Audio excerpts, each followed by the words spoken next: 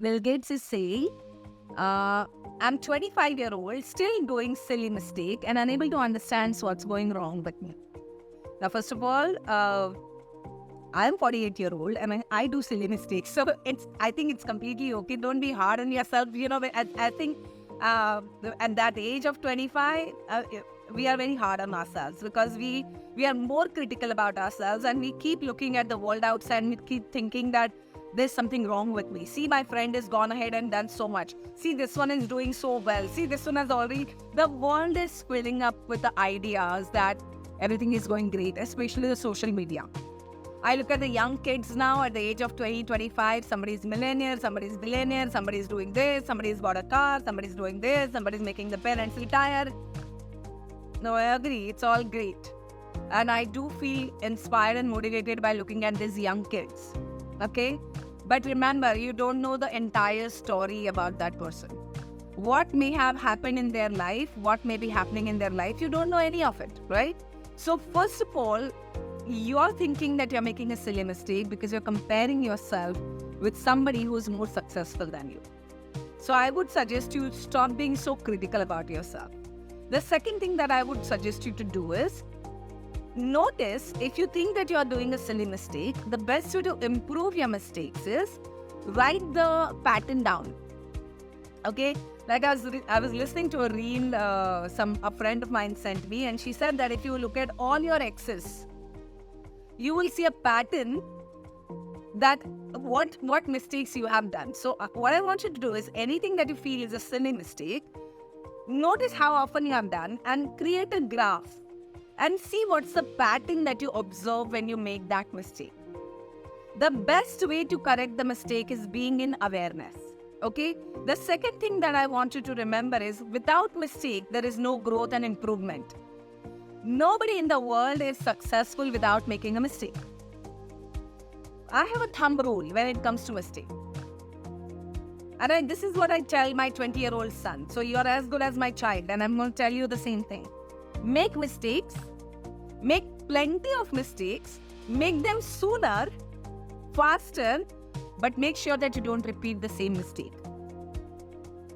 Making mistake means you are learning something new.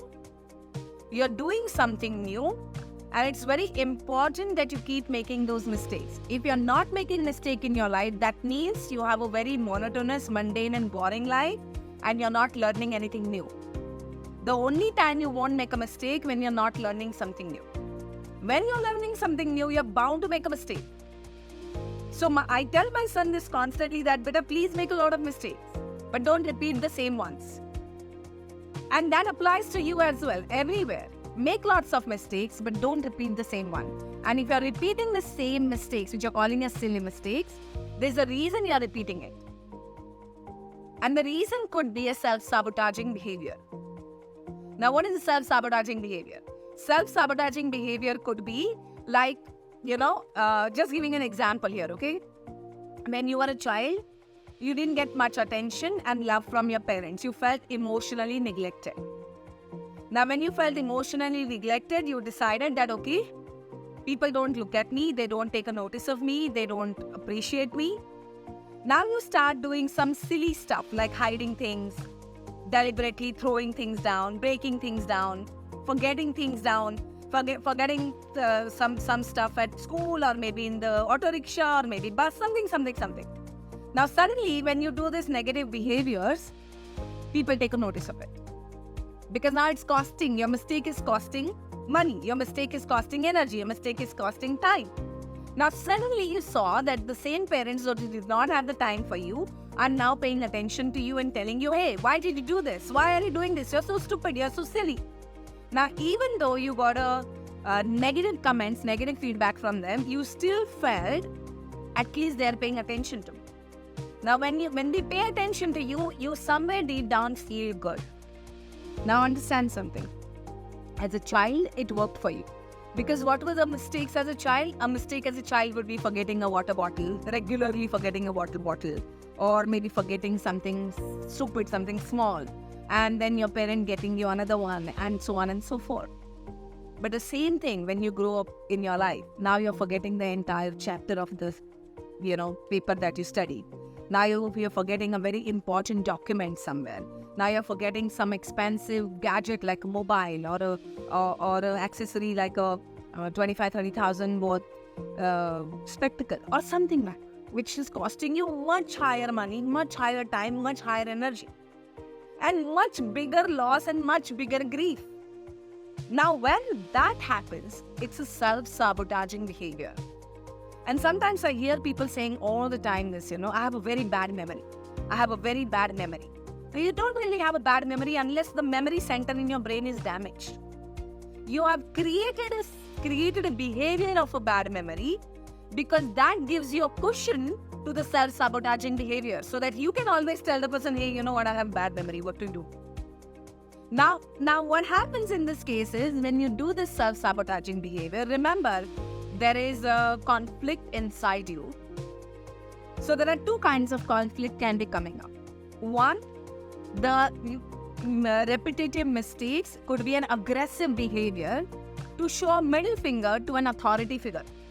It could be a father, it could be a mother, it could be a boss, anybody. You're showing a middle finger by doing the mistake and saying, I don't care. It's an aggressive behavior.